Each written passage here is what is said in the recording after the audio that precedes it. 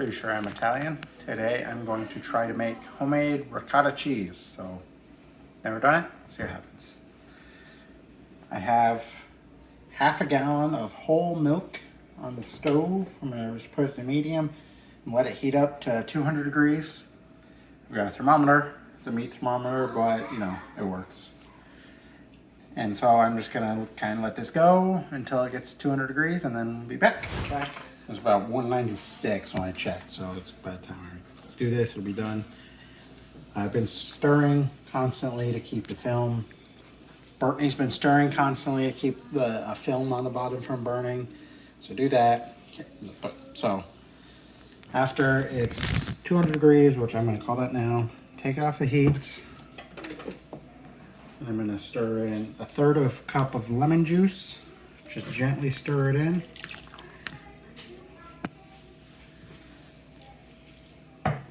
Oh, it's already getting thick. And then about a teaspoon of salt.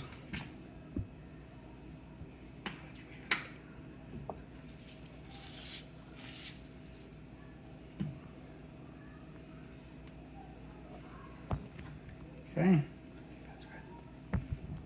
What do you do now? And then I just let it sit for 10 minutes undisturbed. Right, I'm back. It's been sitting for 10 minutes. I just checked it.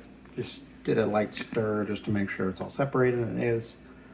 And now I'm going to scoop it out. I've got a big pot, and just because I don't have a clean bowl, I'm using a pot with cheesecloth over it. I'm going to scoop it into here and just let it sit.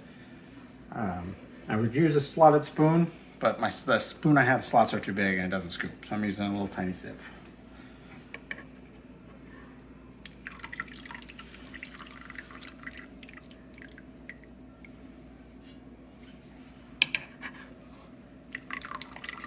All right, I ended up just dumping it in. It's taking too long to scoop it, but here's homemade ricotta. I'm just gonna sit in the cheesecloth and drain for a bit, depending on how dry or wet you want it, and then put it in a smaller bowl, put it in the fridge.